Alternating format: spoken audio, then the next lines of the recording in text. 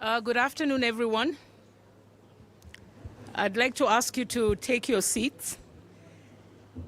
This afternoon, we will be going Phase 2 launch program. My name is Edith Ofwana-Adera from the African Development Bank. We have two segments of the program. We will start with opening remarks, and then we'll go through a presentation on the Phase 1.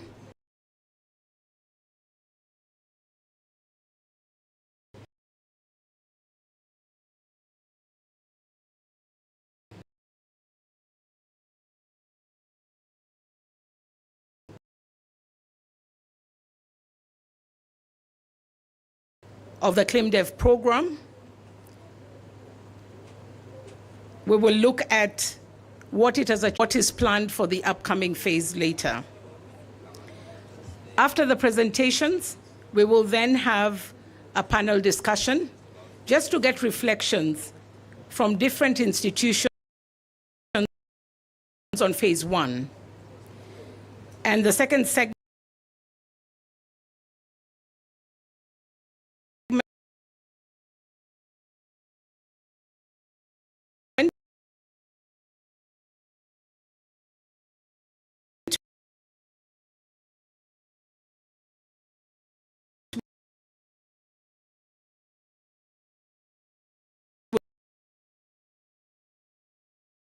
go into the launch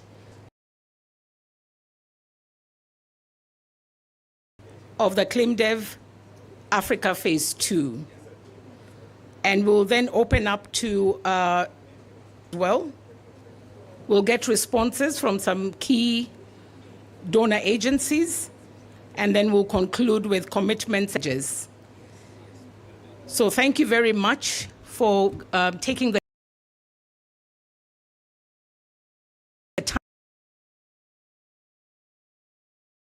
time to join us.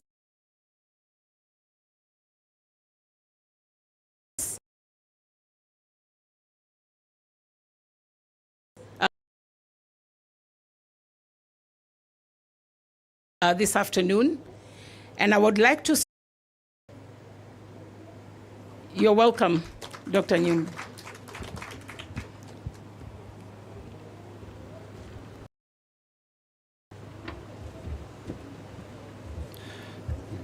Thank you, Madam Moderator.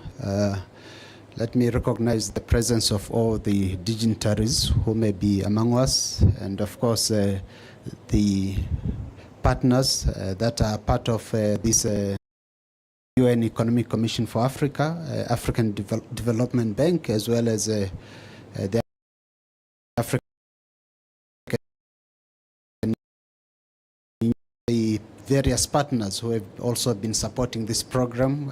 We appreciate their support, and I would want just to say that I'm actually representing Her Excellency Ambassador Joseph Asak, Commissioner for Agriculture, Rural Development, Blue Economy and Sustainable Environment, who actually delivers greetings to all of you and with the achievement of Phase 1 of ClimDev.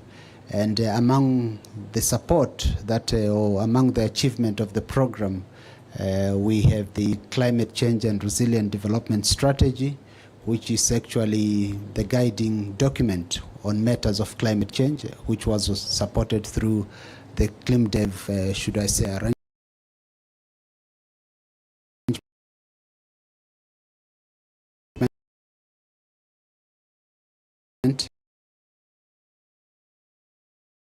But in addition to that, of course, we have our regional economic communities and some of the member states who are actually able nowadays to produce weather observation reports or to be able to provide weather information to their member states, thanks to the ClimDev project, because it has been quite instrumental in that regard.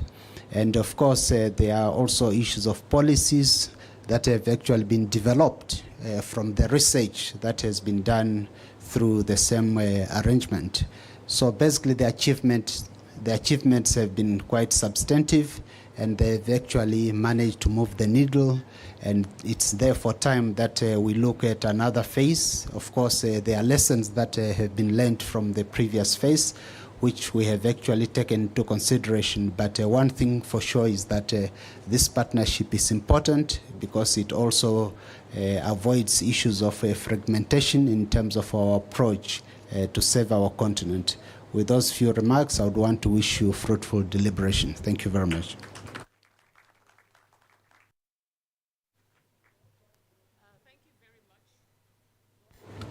Thank you very much, Dr. Nyambe.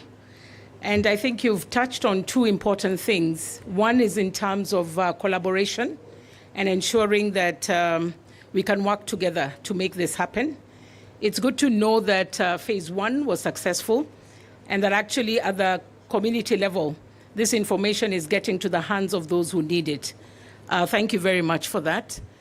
We will now move to the next part where there's a presentation on the ClimDev program, phase one.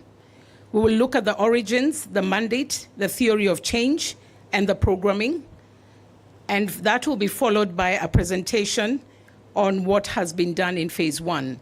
So I would like to call James Murumbezi to take us through the first part of the presentation. Over to you, James.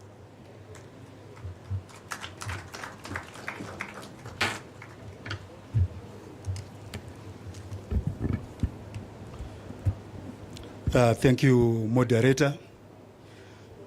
Good afternoon, distinguished colleagues, ladies and gentlemen. Firstly, it's good to see a lot of the colleagues who have been part of this ClimDev journey with us, and also, of course, the colleagues who have been part of the implementation of the program. So what we are going to do, as the moderator says, is to first of all have presentations about the first phase of our ClimDev before we go into the description and discussion of phase two. As the director AUC just said, when we discuss phase two, we are really going to be focusing on how that phase two is structured and can be implemented as the main mechanism for the implementation of the Africa Climate Resilience Strategy, which was concluded as part of phase one. But just to get us to understand where we have come from, why we did what we did in the first phase, we'll very quickly go through a discussion of the background of ClimDev. So I don't know if we can have the presentation up here.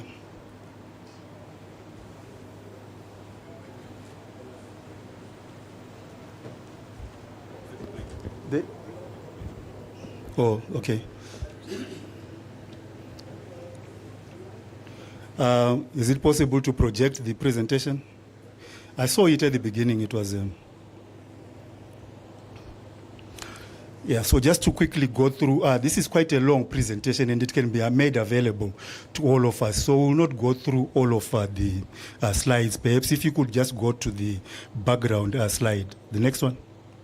The next one. Yeah, there. So as has been indicated, the ClimDev initiative is a Pan-African initiative which is implemented by the Development Bank, the African Union Commission, and the UNECA Commission.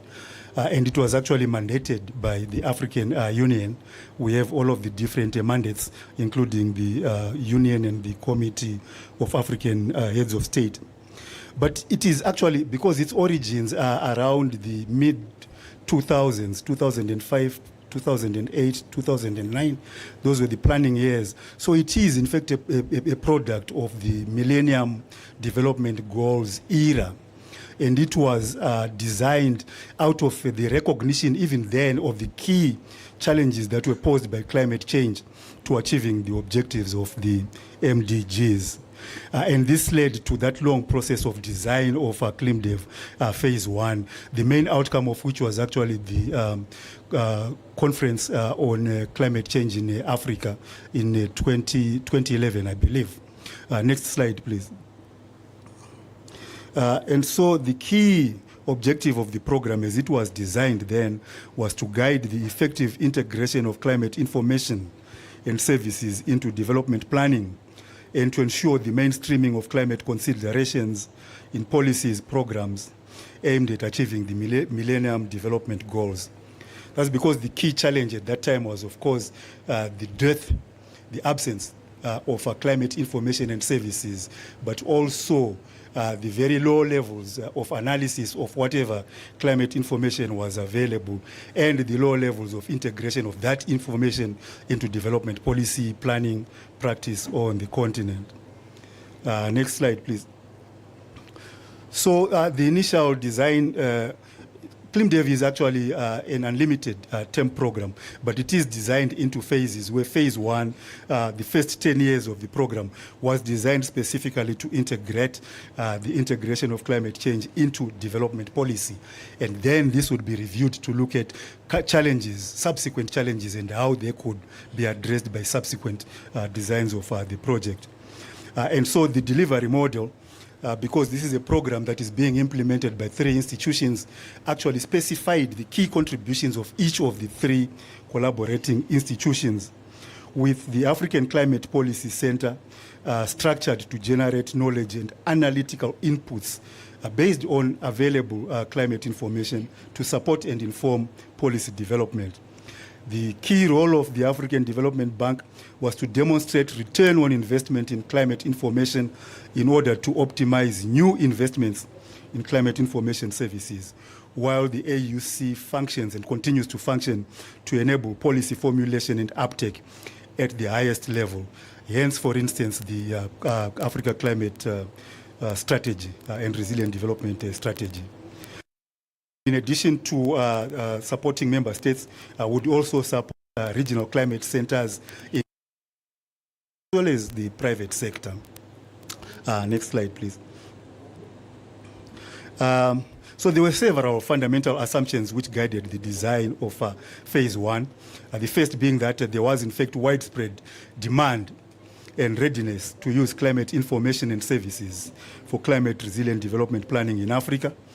Secondly, that such demand was not being met at that time because of limited infrastructure, that is observation infrastructure, and limited capacity for the generation of the requisite climate information.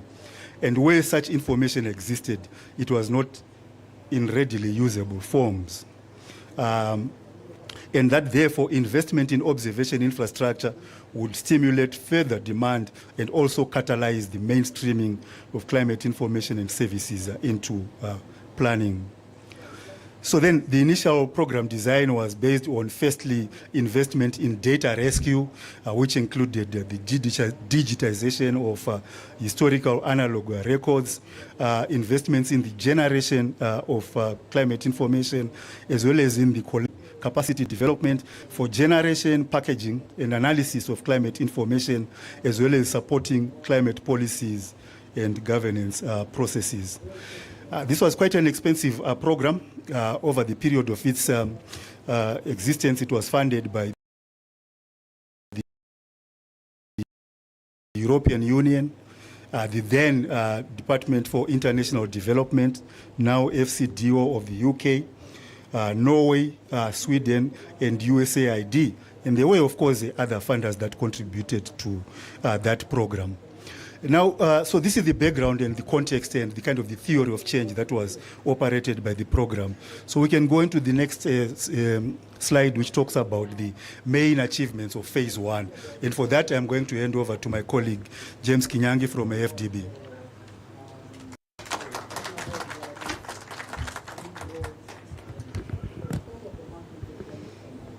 Thank you very much, James. And thank you, Edith. Distinguished delegates, friends, ladies and gentlemen, I'll take only a few moments, maybe the next few slides, to take you through some of the achievements of the phase one of the ClimDev Africa Programme. You will recognize that in the structure that my colleague James Mrombezi has explained, there was on one hand the focus on supporting policy frameworks with evidence-based information, analysis, feeding into decision-making. But on the other side, as he had indicated, there was the gap in infrastructure to support the generation of that information. So the way the phase one was implemented in order to meet this data plus capacity gap was that the Africa Union Commission with the Climate and Desertification Unit and the United Nations Economic Commission for Africa with the Africa Climate Policy Center were responsible for taking the upstream use of the information that was available from the downstream investments that were being made in infrastructure. So we had a number of achievements in terms of strengthening institutions and providing investments in climate information services. One of the achievements is the Climate Change and Development in Africa Conference, and we have just last week held the 11th conference under this framework. It's a very robust conference that brings together climate change practitioners, researchers, government and policy practitioners in order to dialogue on the contemporary matters that are affecting the implementation of climate change programs in Africa, and also to build the capacity of these practitioners to be able to engage not just nationally within the countries, but also to generate that awareness and policy positions that would inform also international negotiations. There was also a robust climate research for development program that yielded a number of outcomes. And I was happy because the information that came out of the fellowships that were generated under the CR4D program fed into the IPC assessments. There was the expansion of the number of African scientists who participated in that, and I was very pleased to hear during the CCDA last week when we had the Climate Science Policy Forum that the participation of African scientists has increased from 3% to 8%. So I would like to believe that CR4D was instrumental in contributing to that process. Yes, let's give our African scientists a round of applause. Again, the area of technical support to countries, I think this one, in fact, is one of the areas where we spent most of the resources. I'm happy to report that we did really significant investments on the side of, so let me talk about two. So one, we had the regional focus where we supported the regional climate centers. Africa has 4 regional climate centers: the SADC Climate Center, which is based in Gaborone in Southern Africa, the IGAD Climate Predictions and Application Center, which is based here in Nairobi, the ECAS Climate Prediction Center, which is based in Douala in Cameroon, and the AgriMet Center, which is for the Sahel region, which is based in Niger, in Niamey. For the ICPAC Center here in Nairobi, we actually contributed to that together with other support from the African Development Bank through our normal, what we call net income allocations. We added resources to the grants that we received under this program, and we actually built a new regional center for ICPAC here in Nairobi, full with facilities to host scientists from the region, to generate products for the 10 countries that they serve here in the region.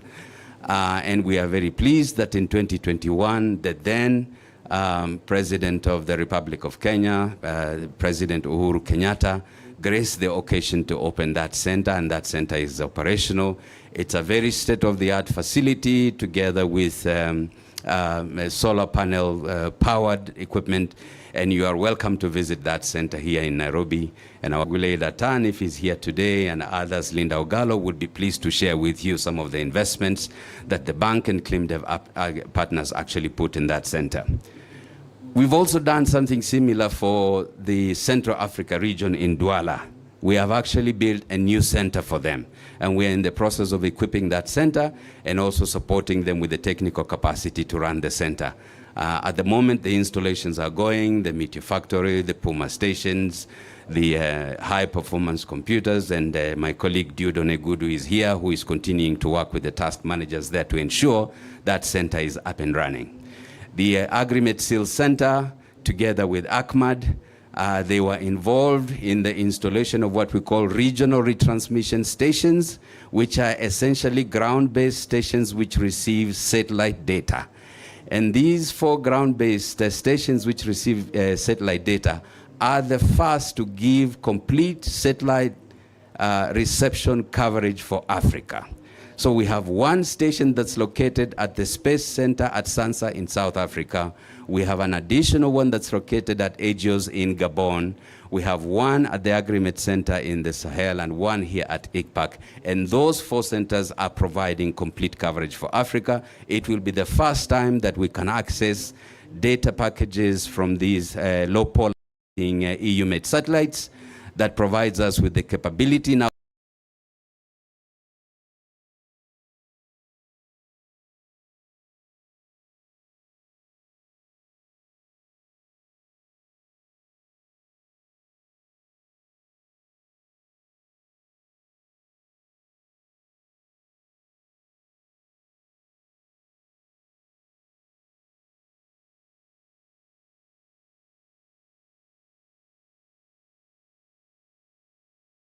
to the outcomes from the regional approach.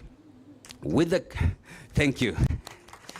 With the countries, we worked with, through the regional approach, we were able to reach 25 countries with what we call the DRR portals and a number of other investments in computer clusters to assist them in building their modeling capability, but also through direct support with technical assistance, we reached also an additional 17 countries, and we installed 170 automatic weather stations in 17 countries, which is really complementing the WMO effort of making sure that we have coverage of 2,000 stations for Africa, which will give us a minimum operational capacity according to the WMO standards and recommendation. And I'm very glad my colleague Ernest Afesimama is here, who we have also just launched with the State of Africa Climate Report. And thank you very much, WMO, for that technical support. Let's give them a round of applause. Finally, let me say that also this support was very instrumental in providing collaborations and partnerships, not just within the countries, but also at the global level during the negotiations. The one thing that I would like to mention is that the ClimDev program really brought this convening power that we hadn't had before, and which was part of the vision of the African heads of state when they initially promulgated the program. So I will just say, I will not go through the specific slides for the achievements, but just to highlight some of those areas, and we can continue to interact in the specific areas, and I can continue to give you more details later. So thank you very much. I will invite my colleague James to come and take us through the rationale to answer the question, why from phase 1 to phase 2? Please, James.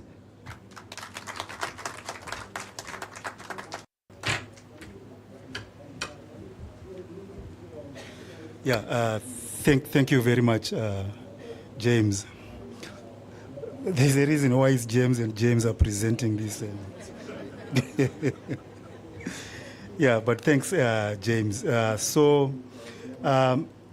The way, in fact, the way many processes of reflection and learning in phase 1, reflection regarding how the process, the coordination of the implementation of a program by 3 separate institutions was working. Reflection regarding how the program was interacting with member states and other beneficiaries that have been identified by James, but also reflections regarding the continued relevance of the program itself. And in this process, we learned quite many lessons, which led us to think or rethink the program going into the second phase. The first was, of course, there were the normal institutional challenges regarding recruitment, but also regarding alignment of implementation activities between 3 different institutions located geographically in 3 different areas. And I think before the COVID era, the use of remote interactions through, for instance, virtual meetings and so on was not that popular, right? So you actually had coordination, but you also had different challenges in terms particularly of meeting at the highest levels of the 3 collaborating institutions. Delays in launching part of the ClimDev program, as well as the institutional capacity to absorb the support from the program in different countries. Next slide, please. In terms of key operational challenges, Phase 1 demonstrated that supporting the generation and packaging of climate information alone was not sufficient to stimulate demand and uptake in policy and planning processes. This is to say that there continued to be a gap between the generation and existence of climate information and the willingness to take this information up and apply it in policy making and other processes as well. So the demand for climate information was actually slower than what had been anticipated in the Phase 1 theory of change. And so the scope of the program was strategically reoriented towards ensuring the enabling environment for the uptake of climate information and services. So even as the program was being implemented, there were responses to some of the challenges that were being encountered. Next slide, please. So these experiences informed the design, the transition from Phase 1 to Phase 2. So as we have heard, Phase 1 made considerable achievements in the first phase and gained confidence of our countries, RECs and other stakeholders as partners or as the partner of choice for climate information and services, as well as for policy advocacy around mainstreaming climate change into development planning. And also, ClimDev Phase 1 has developed into a very high-profile and ambitious program in the evolving landscape of providing climate information and services in Africa and supporting a range of innovative climate strategies. And it also increased the confidence of the African engagement in global climate governance frameworks. To this, I might add that there's always a need to put a human face to some of these developments. So some of the original designers of ClimDev Phase 1 have also moved into those global policy making positions. So if I may, for instance, point out Professor Tony Nyong was involved in the design of Phase 1. He is now a director at the African Development Bank. So I think we attribute that to Phase 1. We have Dr. Joseph Insiful sitting next to him, who was one of the early climate scientists of ClimDev Phase 1, and now is the lead scientist at the Green Climate Fund. We also had other scientists in ClimDev Phase 1, like His Excellency Seleshi Bekele, who became the Minister of Energy and Irrigation Water in the government of Ethiopia, and now is Ambassador of Ethiopia to the United Nations. We also have our colleague Dr. Johnson Kem, who also came through ClimDev Phase 1 and is now coordinating a UNDP climate change program in in South Sudan. Excuse me, Johnson. We could point to many other colleagues who have gone through the program we are now participating in this global governance framework. And of course, James and myself are still doing the legwork of our ClimDev. I just thought I would mention that so that we could actually associate the program with some of the people who started it. But of course, as I said, we also had challenges regarding the effectiveness of program management, particularly in terms of coordination between the institutions. And this has actually improved considerably, but the design of Phase 2 also takes into consideration further improvements in coordination. Next slide, please. So the success of that program also created major needs which have to be addressed as the program goes forward. The first is the need to broaden engagement with the African decision-making landscape. The African decision-making landscape has changed in several ways that we are going to talk to shortly. But also the need to capitalize on the strategic and operational opportunities that were provided by ClimDev Phase 1. And thirdly, the need to harness the comparative advantages of emerging initiatives providing climate information services in Africa. And there are lots of initiatives that have developed or that have collaborated with ClimDev Phase 1 in that regard. So coming now to ClimDev Phase 2. What is it and what does it seek to do? The first is that ClimDev Phase 2 is really a niche for supporting climate resilient development in Africa. So we're moving from Phase 1, where the focus is on supporting the generation, analysis and integration of climate information into development planning, to actually supporting climate resilient development planning and positioning ClimDev Phase 2 as the main or one of the main continental mechanisms towards that support. So as the impacts of climate change have become more apparent, the need for climate resilient development trajectories has also become more urgent. Phase 1, among other initiatives, demonstrated that climate information and services play an increasingly important role in supporting the emerging economic and development decision-making landscape in Africa. Climate information supports climate response strategies that are aimed at ensuring sustainable development in the face of this changing climate. Now, such strategies are, next slide, please. And there are numerous such strategies, but they include policy frameworks and investment packages to build resilience and to unlock opportunities for low carbon climate resilient development. These include actions that focus on enabling long-term responses to climate change, so including, for instance, supporting national adaptation plans of action, NAPAs, national climate change strategies, national resilient development plans, climate change legislation, as well as the NDCs. I think we should point out that the Phase 1 was developed in the context of the Millennium Development Goals.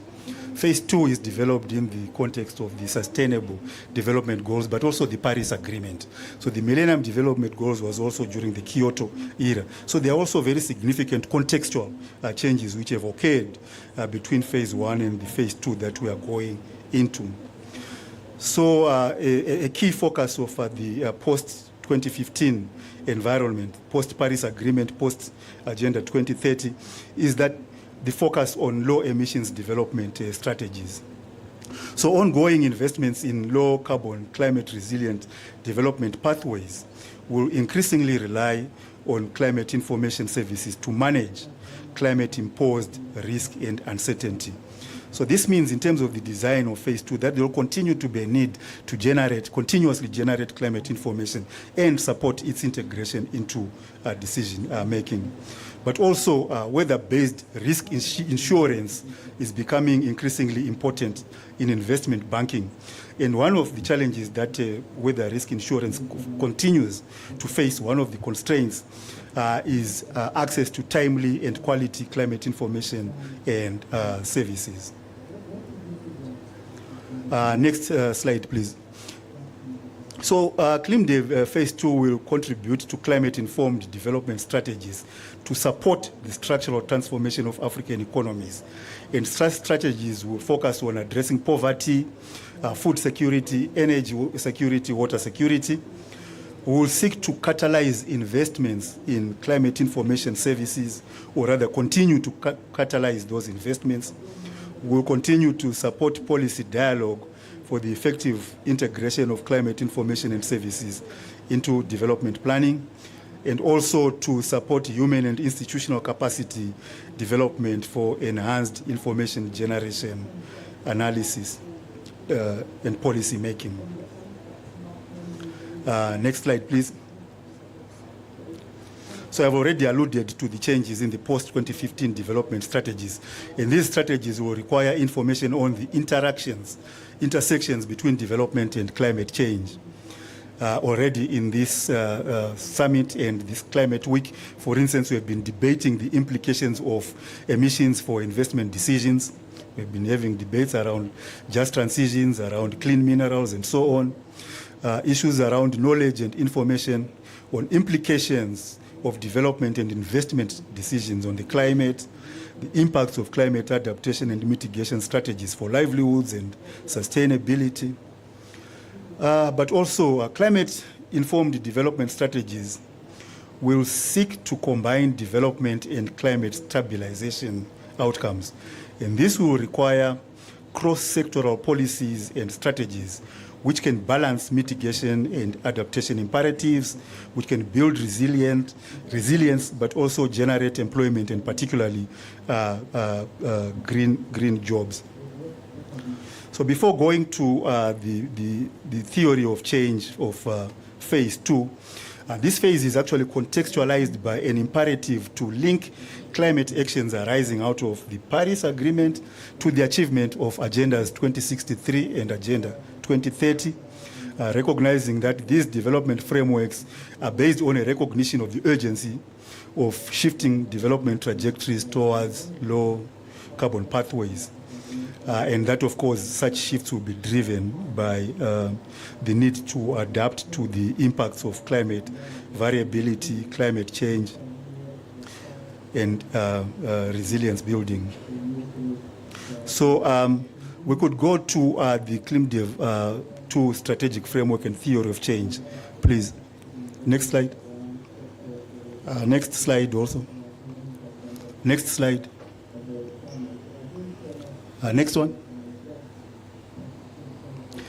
So, the strategic framework for ClimDev Phase 2 recognizes that economic growth on the continent is heavily dependent on climate-sensitive sectors: water, irrigation, energy, transportation, food security, urbanization, numerous climate-sensitive sectors. Now, the post-2015 development trajectory requires growth to be inclusive, sustainable, but also climate resilient. And this, in turn, entails the generation, packaging, and delivery of climate information and services, as well as the mainstreaming of climate change into development policies and strategies. And so the CDA Phase 2 is actually positioned to provide these services. And this is what informs the strategic framework and theory of change of ClimDev Phase 2. We have explained the basis, the origins of this theory of change. So we will not go into a discussion of the complexities, but perhaps we can actually come to that in the discussion. So I'm told that we can actually wrap up at this stage and start discussing, interacting about phase 1 before we actually go into the design and the different components of our phase 2. So I'll stop there and ask James to come back to the podium and field the questions. So James, please. Thank you.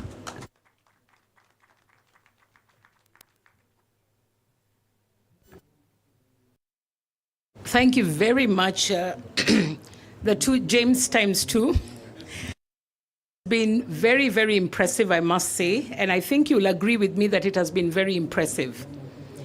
And why I'm saying this is not because the two Jameses are here. About 20 years ago, I was working in Angola in the climate change space, and also in Uganda. But the most challenging was Angola, because we know what happened in Angola. And they had lost 90% of their services in terms of the infrastructure, and we had to reconstruct the data. So if you look at what ClimDev 1 has done, reconstituting data, it is not easy. 2, there was very little infrastructure across the continent. And 3, the capacity. So I think ClimDev 1, you've done a very good job in actually ensuring the foundation that's needed for climate action. It was very impressive, and I think you'll agree with me, the support to young scientists who can actually contribute to the IPCC report. With this, I think at this point, I would like to call the panel And James, I'd like to suggest that you're on the panel so that you're able to respond to, I'm sure, the many questions that are coming to people's mind. I have many questions myself, but we'll integrate it into the panel discussion. So allow me to go into the panel discussion, given that we have a short time. I think we lost about 15 minutes. And I'd like to call the panelists to come to the stage. And I would start with PAGJA. Do we have a representative from PAGJA? Okay. Sorry? Do we have anyone from PAGJA representing the institution? Okay, there's one. So please take your seat. I would also like to call a representative from the Africa Academy of Sciences. Anyone from the Africa Academy of Sciences? Okay. We will then go to Ilri Demise Tefen. Please do join us. Welcome. I would like to invite a speaker from the Africa Regional Office of the World Meteorological Organization. Anyone from the World Meteorological Organization with us? Okay, you're welcome. I hope I'll have some women in this panel. I then want to invite David Ombisi from UNEP. David, if you're in the room, please join us. Welcome, David. I would like to invite Joseph Instafil.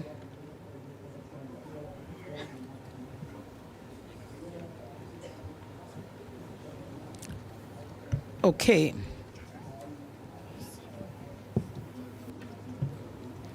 We have a very small podium. Maybe you can put for him a chair there.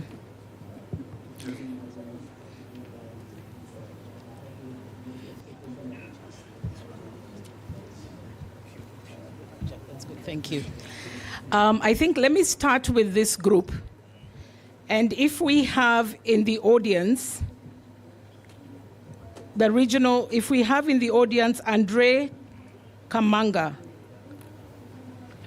Andre Kamanga, Director General of ACMAD. He's online. Okay. And do we have Friten Teshomi? I'm not very good with names. You can tell this, huh? Do we have you? Okay. So James, Charles, I will need another chair. Before me, we have a Manel. I think when I open it up, I'll open it up to questions from women only. You agree with me? Yes. Okay, good. So thank you very much for joining us at the panel.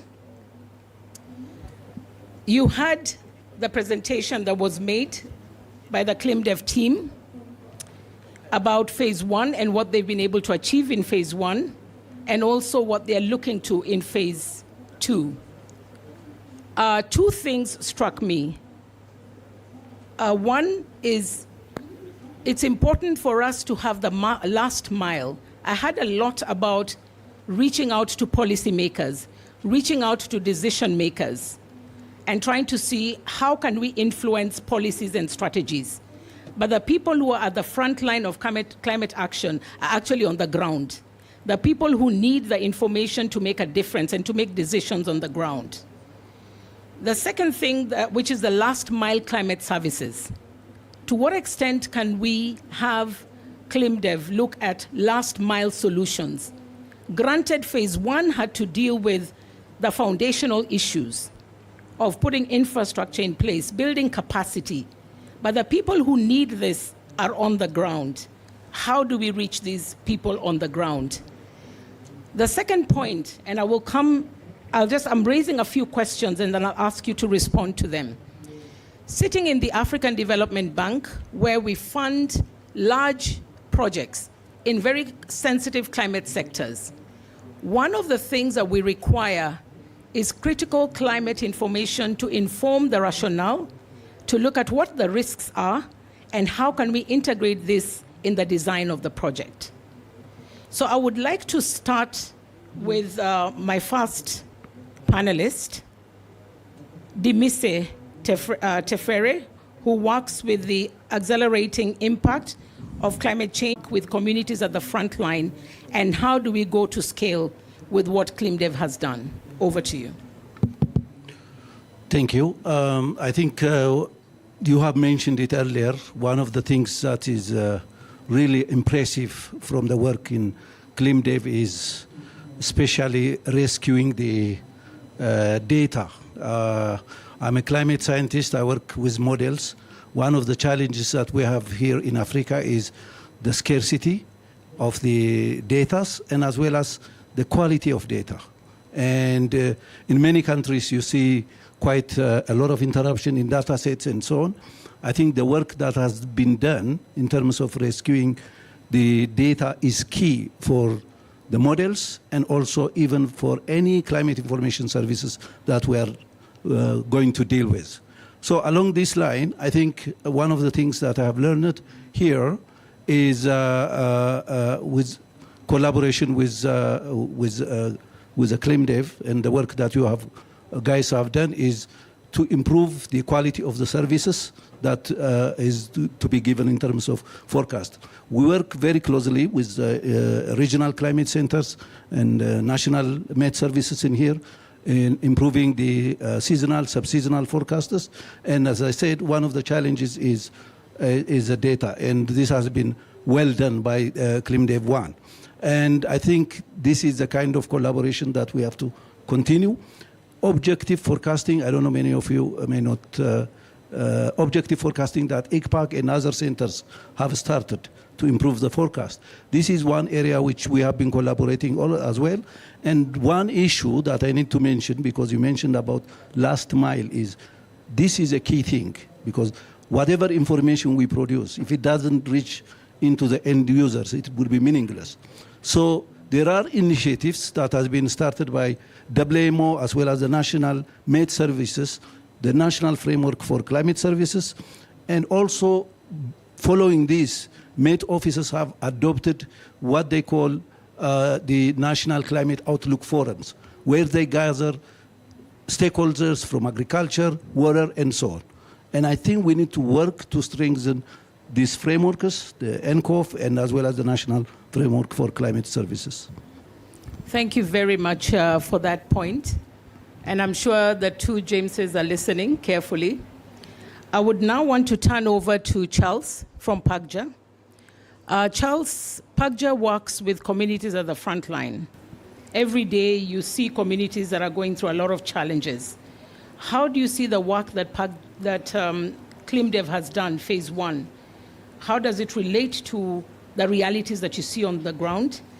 And what do you think they need to focus on in phase 2 that you did not see, given the reality of what you do on the ground? So thank you very much. And I want to begin by mentioning that, this ClimDev partnership is an indication really of how SDG 17 can be achieved. Partnership building, having the bank there, the AU, and of course now the non-state actors here represented by PAGJA. It has been quite a very interesting kind. And we have always been saying that we had the Africa Climate Summit that has just concluded. And it has been, of course, praised as one of its kind, in Africa. But we have done 11 climate summits in Africa. That is through the ClimDev initiative. And I think we have really achieved quite a number of things. There are many fruits that we can actually start and say that we are proud of. But in terms of your question, in terms of what we need to do, I want to say that the world is now gravitating towards, locally red climate actions. What you're doing at global level, what you're doing at regional level must have a direct impact now on the communities at the front line of the climate crisis. And I think it's important that even as we advance, our advocacy, in that particular policy space, as we continue engaging other partners in the region, including Pan-African Parliament and the others, in terms of enhancing, of course, RIGO and a policy framework, to support, local-led actions, I think we need to form partnerships also at the very, very local level, and with the communities whom we're working with. And I think at that particular juncture, we may want to specifically address critical issues, for example, financing issue. How do we ensure that resources actually flow to the communities at the front end of the climate crisis? How do we ensure that we raise their voice? How do we ensure that they're on the table so that they can also be able to contribute, to this particular process? 2 days ago, we had a meeting with the new or the incoming executive director of GCF. And of resources, again, from GCF, for example, we raised this question of the call for bankable proposals. Yet these communities at the front line of the climate crisis may not have that particular capacity. So I think we also have that particular window of raising the awareness and the capacity also of these communities at the grassroots, to be able to access such resources and be able to develop those bankable proposals. So I think those are some of the initiatives we can also be able to put in place to ensure there's inclusivity and to ensure we're actually touching, the very needy at the society. Thank you. Yeah, thank you very much for bringing in.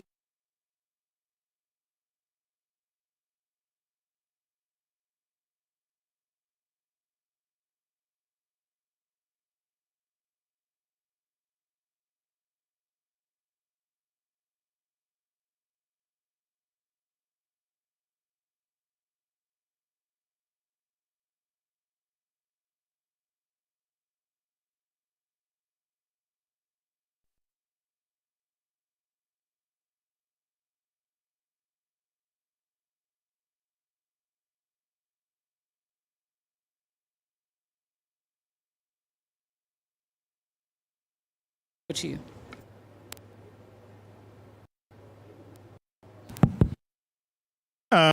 Thank you very much, Edith.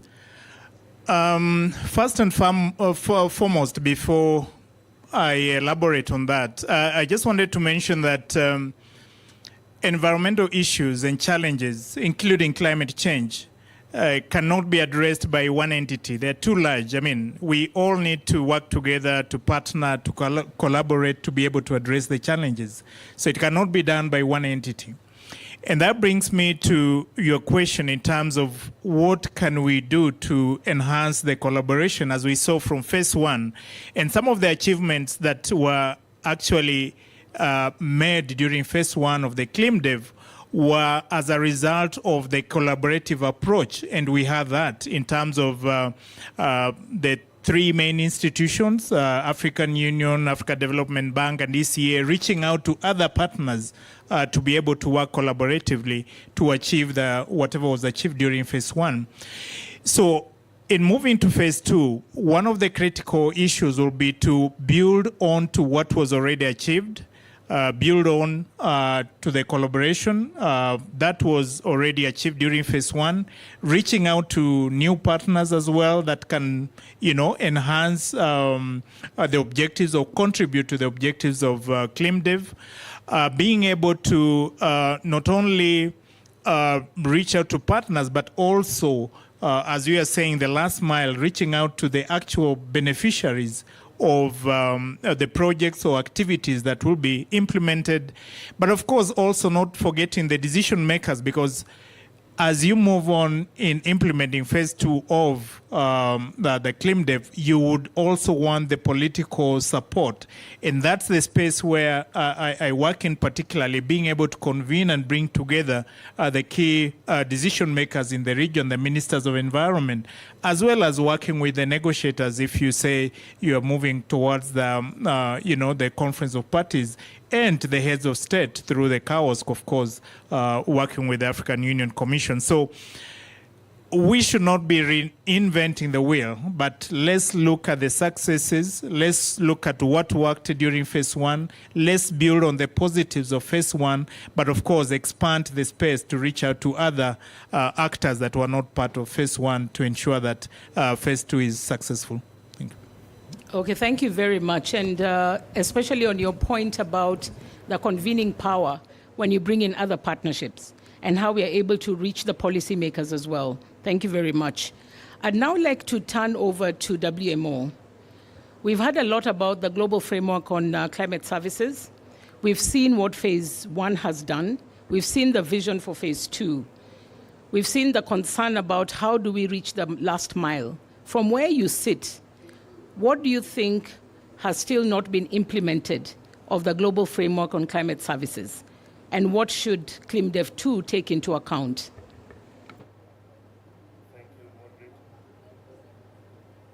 Thank you, moderator. I just want to contextualize a few things while I address your question.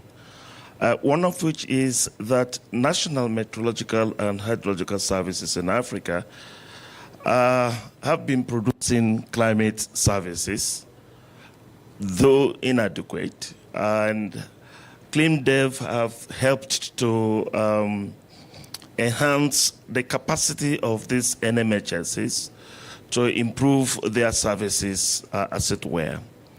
In addition, the regional climate centers are also centers that were established by WMO, and the support that has been provided by ClimDev Phase 1 has been very monumental to support that process.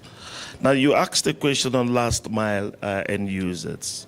I think considering a paradigm shift from Phase 1 to consider what I call community-driven approaches, such that you see co-designing and co-production coming from bottom top.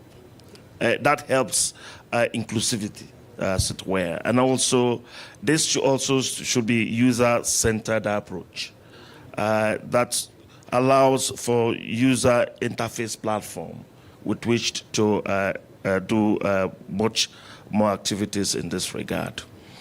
Well, I see that there is that lacuna in Phase 1 because most of these successes we've talked about are not seen at the global level, so to speak, because while this Phase 1 was working on an existing structure, some key partners like WMO were left out in the process. Well, I can understand it all started in 2006, but here we are. We're now in the box. The reason for our presence now is to further escalate what has been done, you know, the success stories that has been done to be further escalated at global level. This is also very critical for us, as it were. And one important thing I want us to see happen in Phase 2 is to ensure that local communities, decision makers, and even climate service providers are well implicated in a manner that training and education is well provided, so that they also will take that to further level. Lastly, will be what we've been doing with the Phase 1 as an organization.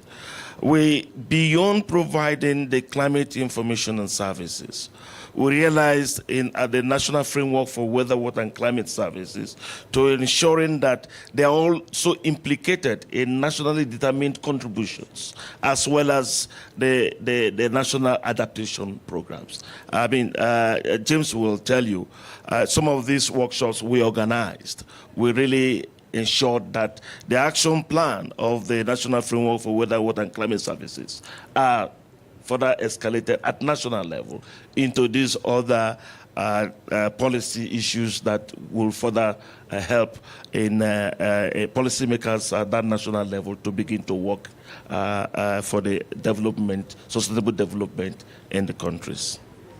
Thank you very much. You've raised very important issues, one of which is the co-creation, so that it's really bottom-up as well, and also bringing in some critical partners who are not there. I now want to turn over to the money man, Instafil, from the Global Climate Fund. You had for yourself, getting the finances and unlocking the finances at the community level and even for regional member countries has been extremely challenging. From what you see in terms of the next phase of ClimDev, and the importance of climate services, given that the impact and scale of the climate crisis is increasing, what do you have from GCF that you can tell people that will make people feel that access to financing will be much easier than has been in the past? Over to you. Okay, thank you very much, Madam Convener. It's such a great pleasure to be with you today. As somebody who has been part of the ClimDev initiative, I remember a number of initiatives that we did together, particularly the African SITS initiative. For the first time, we had 1 kilometer resolution in all the African SITS in terms of forecasting the impact of climate variability and change on the continent. First time that ever happened. We also did some very impressive work, and I'm happy to say that much of the experience that I had from ClimDev is what has informed some of the GCF programming. And so I think in moving forward, I will say by beginning to articulate what we've done so far, at least from my perspective and the contribution that I made based on the lessons from the ClimDev. To date, GCF has invested about $12.8 billion of its own funds, in total leverage up to about $48 billion. And 4.9 of this $12.8 billion focuses on Africa. So 38% of our investment actually is in Africa. And we have up to date about 228 projects, some of them multi-country projects, 18 multi-country projects. 92 of them are in Africa, and 72 of these 92 are under implementation. So GCF commitment to Africa is very, very strong. We are mandated to focus on Africa, LDCs, and SITs, and Africa has majority of the FDCs. So in moving forward, we currently are working towards the GCF2, where we are mobilizing resources, and we envisage that we'll be able to support significantly Africa, LDCs, and SITs. We are looking at between 50 to 60 countries being supported with early warning systems. This in alignment with the UN Secretary General call for action on early warning, as well as the Strategic Africa Agenda, Agenda 2063, where it is recognized that we need to build sustainable communities and livelihoods within the African continent. And so we will ramp up these investments. We'll work with you. To date, we have about 25 accredited entities that are African and have been able to access resources. But out of these 25, we have only 10 that have been able to do that. But we need to really go beyond this, support the other remaining of the 25 to be able to access the resources. So what we will do is to ramp up direct access. We want to work directly with the countries. So we have over 100 countries that will support directly. We will also support locally led adaptation, is one of the main targets of the GCF2. And I think this is an opportunity for ClimDev2 to really align its strategic vision to that of the GCF investment criteria. Let me talk a little bit about the investment criteria before I conclude. One, I foresee, I envisage ClimDev2 to have what we call paradigm shift. It's so important that we have programs that are paradigm shifting, that will enable us to achieve the targets that have been set. The impact potential of those investments needs to also be very strong. We need to also enhance the sustainable development potential. We need to make it country-owned. Country ownership is very, very critical. The needs of the recipient needs to be articulated. And of course, efficiency and effectiveness is very critical in designing a paradigm-shifting projects to the GCF. But let me also give you a story, my story, about the most vulnerable in Africa. Yeah. So Liberia, which had no hydromet service, came to us, they needed support, and I had to depend on Africans that we have trained. Those postdocs, those Africans with limited resources and capability, we trained them to develop this project and support Liberia. So what I'm trying to say is that Africa can develop transformational projects, and this is where we need to really ramp up to support the capacity of the Africans to develop their own projects and submit to the GCF. So thank you very much, and I look forward to working with you on ClimDev too. Thank you very much. And it's good that the next phase 2 of GCF will actually look at access in terms of at the local level, and also make sure that you can support direct access entities to actually get the financing. I now want to turn to my last panelist, but certainly not the least, Dr. Deshome, the Ethiopian Met Agency. And I'd like to say two things before you come in. I've worked with Met agencies for a couple of years. We started off as the information becomes very difficult to get because it's seen as state security, to now a bit of more collaboration. Where do we stand now in terms of access to critical climate data from the Met Agency? As you can see, it's very critical for decisions at the farmer level. It's very critical for countries as well in terms of decision making. If you could tell us a little bit, where do you see the role of national Met agencies in ClimDev Phase 2, especially in terms of making data available and making this critical data available to inform project design and to inform disaster risk preparedness? Over to you. Thank you very much, Madam Moderator. As you well aware, the Africa have experienced the two climate-related extremes. In one times, the flood, and at the other times, the drought frequently.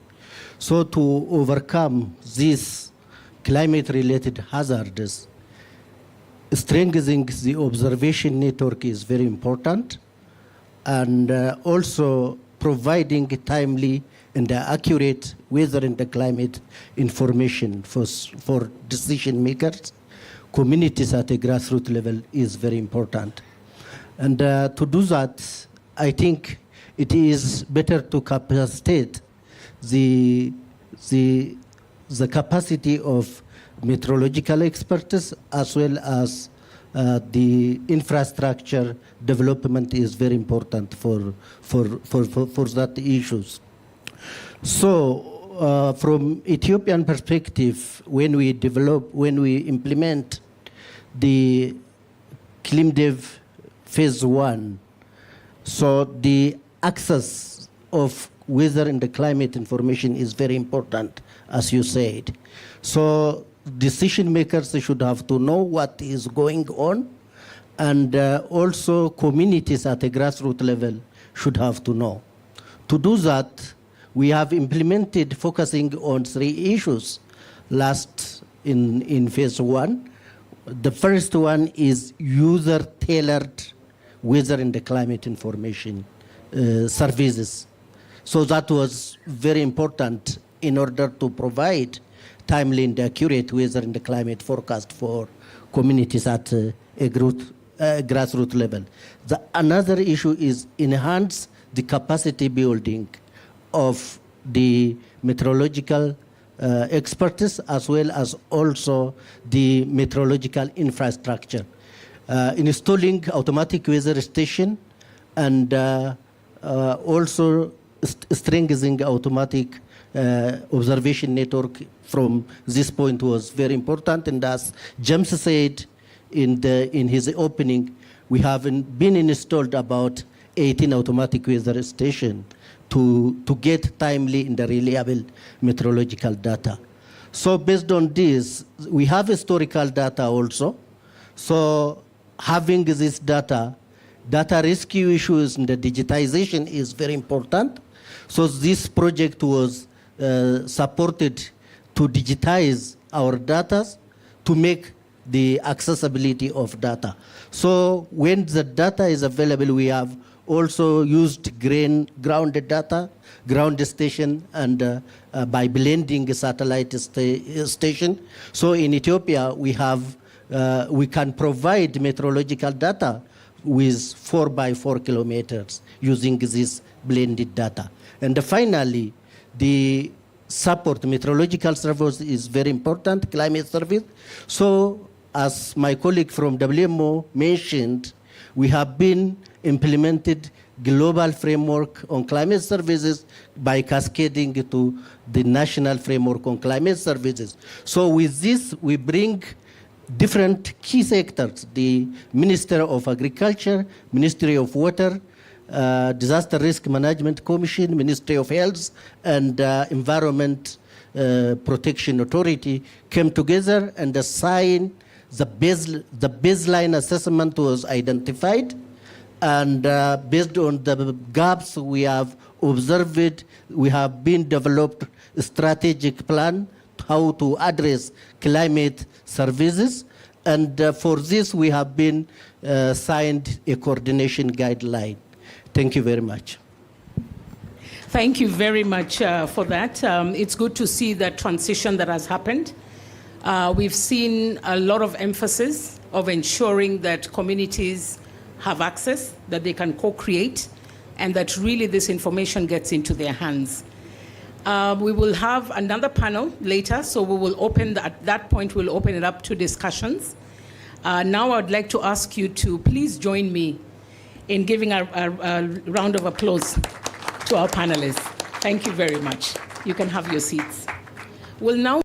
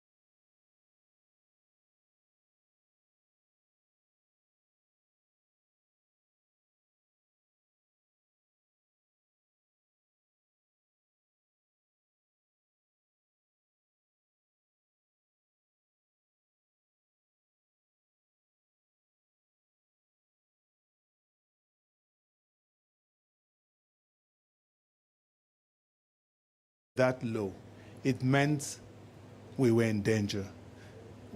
What were we planning with? And so when we joined the African Development Bank, it was very important that this partnership was created. And so people ask, what was the bank keen, or why was the bank keen in this sort of weather stations? Our goal as the African Development Bank is to spur economic growth, reduce poverty, and anything that tampers with that or that comes affects the very existence of the African Development Bank. And climate change is one of those threats. So it was important that we joined these two other continental bodies, the African Union Commission and the Economic Commission for Africa, to ensure that this is done. So what was our role? Like James has said, our role at the bank was to hold the finance and ensure that investments were done right and ensure that we could actually leverage more resources. In this phase one, they've listed the people that have supported us, but we've delivered about close to $80 million to make real impact in communities where these climate actions and where good data, good climate information systems were needed. What are we looking up to for the second phase? We are looking up to a bigger, bolder ClimDev. That's what the bank wants, and I believe that that's what we're going to get. We are looking for, I don't know what you've agreed, but from us, James, I think we're looking at over $200 million to be able to deliver what we need to do. Let me point out, finally, people always think that adaptation is not revenue generating, so we don't have to invest in it. We've done very careful analysis, and we've seen the positive benefit cost ratios that come with provision of climate information services. It gets to about 1 to 24. That means for every $1 you invest, downstream can generate about $24. And so let's bear that in mind, what $200 million would do downstream.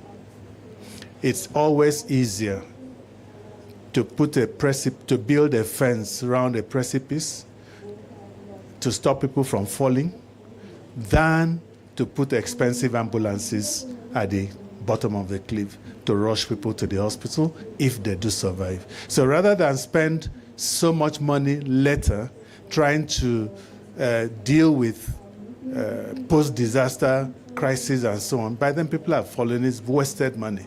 I think putting money in ClimDev would help us to ensure that we prevent people from falling down the cliff. So on that notice, I want to say thank you. You can count on the support of the African Development Bank. We'll continue to strengthen our partnerships with ECA and with the African Union Commission and ensure that we no longer plan in the dark. Thank you.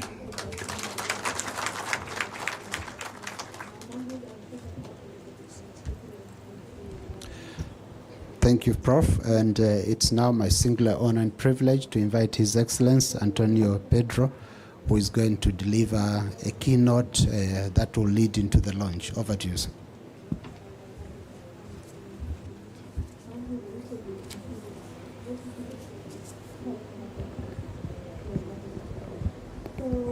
Good afternoon.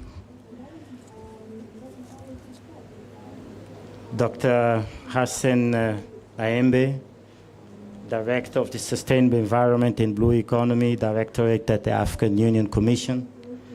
Professor Anthony Nyong, Director for Climate Change and Green Growth at the African Development Bank, and my namesake. Colleagues, distinguished partners, ladies and gentlemen, I'm honored to be here today as we launch the second phase of the Climate for Development in Africa, the ClimDev program. A joint collaboration between the African Union Commission, the African Development Bank, and the United Nations Economic Commission for Africa. And it was really wise to call this program Climate for Development, because indeed, we came to realize climate and development are part and parcel of the same continuum. The ClimDev Africa's mission encompasses a multifaceted approach, spanning investments in climate information services, the promotion of research and policy analysis, and the fostering of a collaborative platform that brings together a diverse group of stakeholders for action that you all represent. From the Africa Climate Summit, held this week, close to closing now, a clear and strong message has emerged, which is Africa is taking charge. Our continent's leader, with the President Ruto of Kenya at the forefront, have spoken with conviction, emphasizing that the time for Africa to assume a global leadership role as a climate solutions powerhouse has arrived. Africa possesses the resources and potential to achieve enhanced energy, food, mineral, environmental, climate, and human security. And this is essential. All of these resources must first and foremost to enable us to meet our basic needs, as equally enable us to achieve structural transformation, reduce our vulnerabilities, and build strong and more competitive economies. The summit has highlighted that we need to embrace a dual approach. One, which is for advocating for climate justice at the international level, while also actively pursuing concrete solutions at the national and local levels in our countries. This is not a choice between one or the other. Lack of the right global enabling environment and strong global action on climate would lead to dire consequences for all of us, as Professor Anthony just referred to earlier. However, in the absence of effective strategies within our own countries, without our governments taking responsibility for converting the immense potential of our continent into tangible benefits for our people, Africa risks being left behind. To transform our continent's aspirations into reality, we must establish an ecosystem that nurtures robust metrics and analysis. Improved data and evidence empower climate-informed development planning and strengthening disaster preparedness. They ensure that climate finance and investments mobilized are channeled into the most impactful initiatives. Failing to do so will lead to our most vulnerable populations facing escalating climate disasters without adequate means of protection. They will be left far, far, far more behind. The second phase of the ClimDev Africa initiative is well positioned to attain these objectives by both capitalizing on the achievements of its inaugural phase and advancing beyond them. Amongst other goals, the second phase aims to create an enabling environment for widespread access to climate information. This includes the development of comprehensive strategies for communication, outreach, and advocacy, so that vital climate information reaches all stakeholders, irrespective whether they are at the center or in the periphery. With the endorsement of the Nairobi Declaration this week, we have a visionary and ambitious work program ahead of us. I'm confident that phase 2 of the ClimDev Africa Programme will be instrumental in translating the aspirations of the Africa Climate Summit into tangible results and realities. In concluding, I would like to extend my gratitude to all of our partners and funders who have made the launch of the second phase possible. You've heard what's our ambition, at least $200 million, and what that would unleash in terms of potential, and making sure that we move from potential to change on the ground. Together, we are working towards a future where Africa is greener, fairer, and more prosperous, where everyone benefits from the change that we are fostering. Thank you very much. It's my pleasure now to invite my partners, our partners, the African Development Bank and the African Union Commission, to ClimDev 2.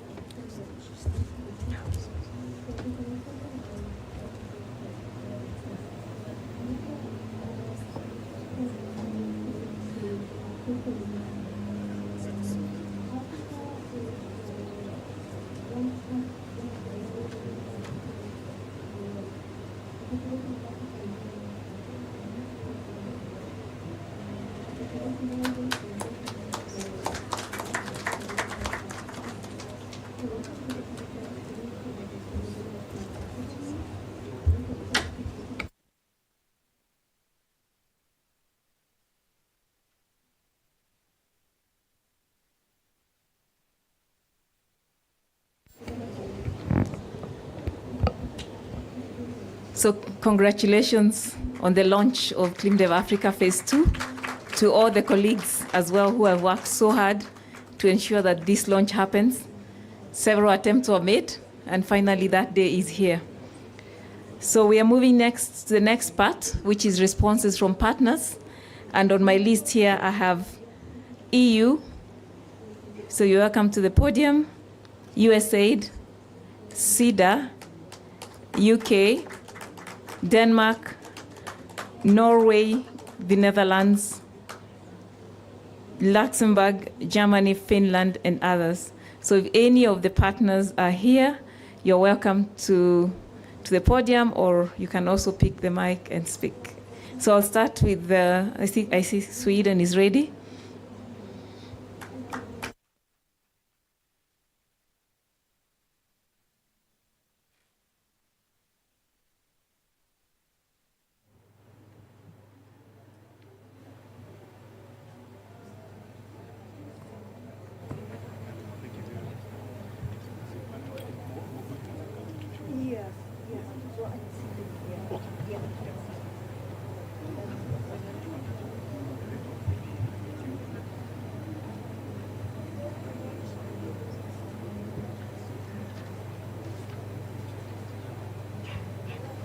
So we also have the director for EPA from Ethiopia and Dr. Solomon from ICRA.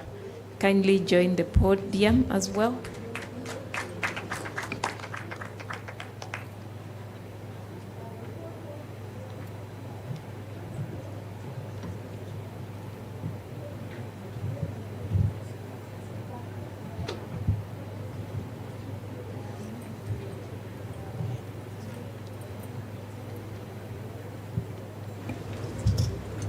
We also have Zimbabwe in the room.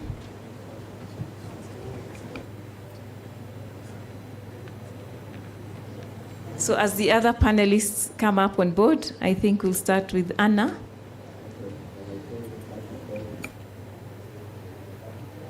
Thank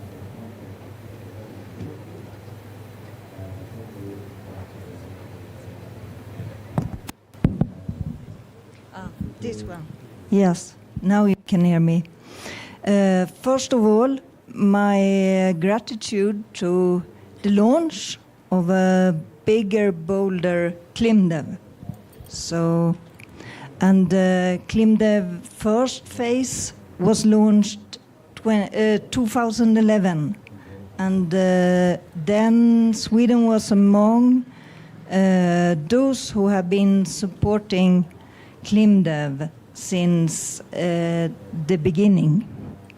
And since 2013, Sweden put about $9.5 million in ClimDev and the ClimDev Special Fund.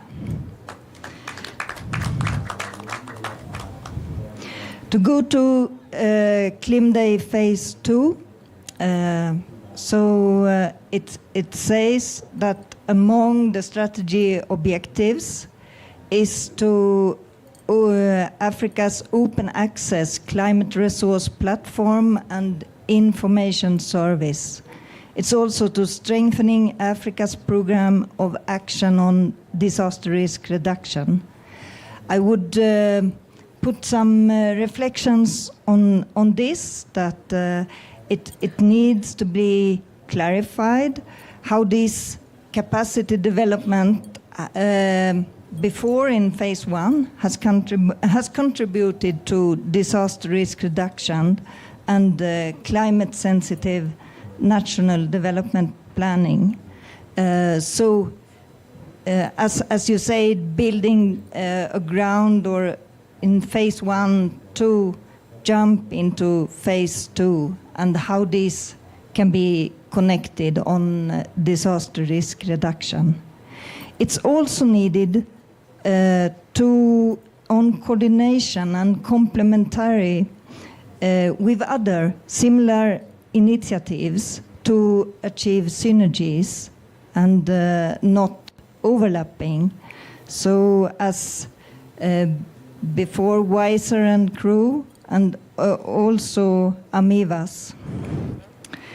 It's an impressive work done by the Climate Development Special Fund to build capacities of national and regional weather and climate centers.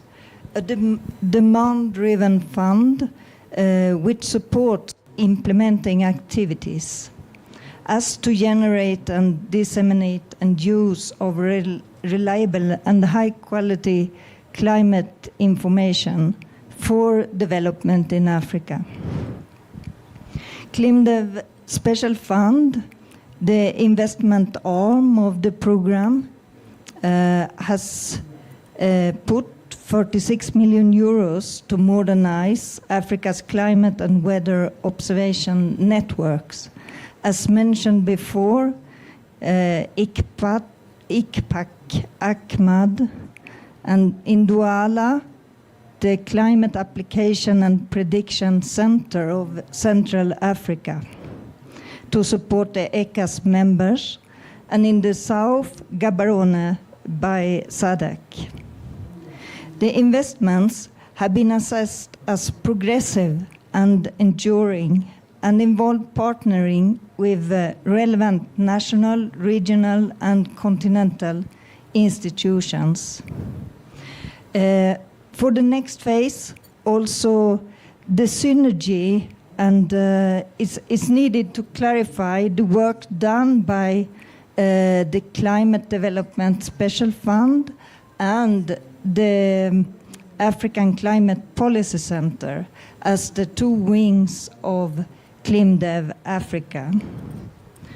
It's also to take use of ClimDev in other framework and programs as African Development Bank's Climate Change Action Plan and the African Union Strategy on Climate Change to further build deliverables of the ClimDev program. I'm looking forward to further development on ClimDev's niche on facilitating and creating, enabling environment for mainstreaming of climate information services into policy and development. So congrats to the new phase on ClimDev. Thank you. Thank you, and again to appreciate Sweden with the support that Sweden gave in 2014.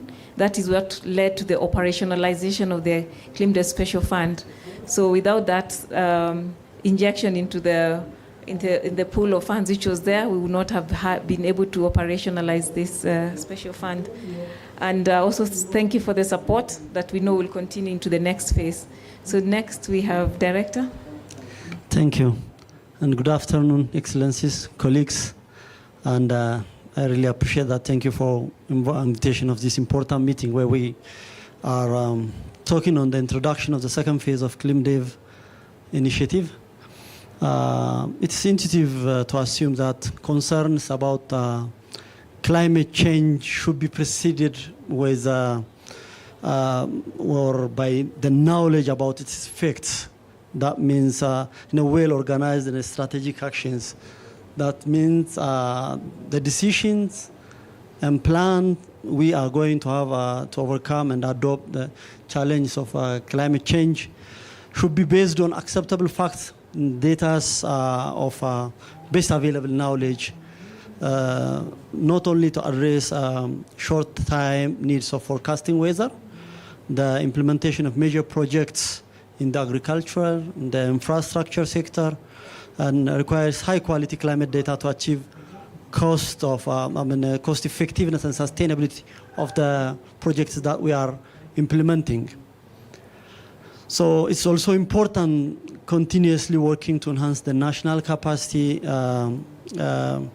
to upgrading the expansion of climate monitoring and data rescue activities to strengthen the provision of hydrometeorological and climate services to achieve our long-term strategies on our development In this case, you might heard of my brother, Director General Fatana, Ethiopian Meteorological Institute. That we've benefited a lot from the first phase of this project, the Climate for Development in Africa initiative. That it installed basic infrastructure to strengthen the climate information and early warning system for the climate resilient development and adaptation through the assistance of the United Nations Economic Commission for Africa's the Climate Policy Center in 2013.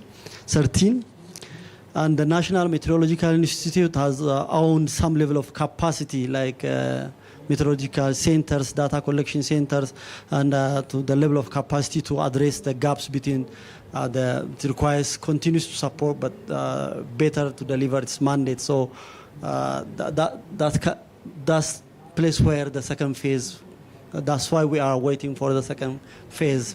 As it was highlighted by our President, Her Excellency President Sahle-Work Zewde, during her remark on the summit, Africa requires its own capacity of research, science and data for action and our priorities, because IPCC is using the already published science that already available on the arena of the scientific world. So if we don't publish our perspective, if we don't show the world that the impacts are coming to us are based on primary data from the ground in Africa, then we will be losing. The chance and things that are coming will not be like in balanced view to the world. I hope this second phase of Climate for Development in Africa initiative would support this by focusing on the development of infrastructure and capacity for climate information and early warning services, by focusing building the evidence or analytical framework for mainstreaming climate information and early warning services in the development planning also. And by focusing communication, outreach, and advocacy, develop and implement communication strategies to provide climate information needed for policy-making process and implementation. So I think these are the essential. This is essential in Ethiopia and Africa wider. We are grateful for the support we received from African Union Commission, the United Nations Economic Commission for Africa, and African Development Bank for their joint effort in assisting our needs. And I hope we will continue our collaboration on this matter. And I want to congratulate all who've been deliberating on this issue and realizing, to the realization of this second phase. I thank you. Thank you. So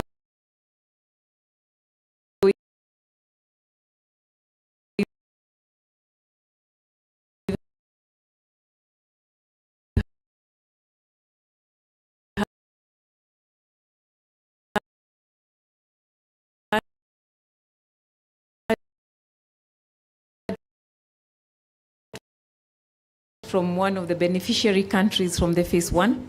So happy that you got support, and I know it was not enough, and hopefully that through the phase two, we'll be able to provide more support. So next we had Dawit, and then we come to Zimbabwe. Thank you, Leah. And I think congratulations for the team who have developed the program and also for successful launch. This is fantastic. So I'm speaking as a partner and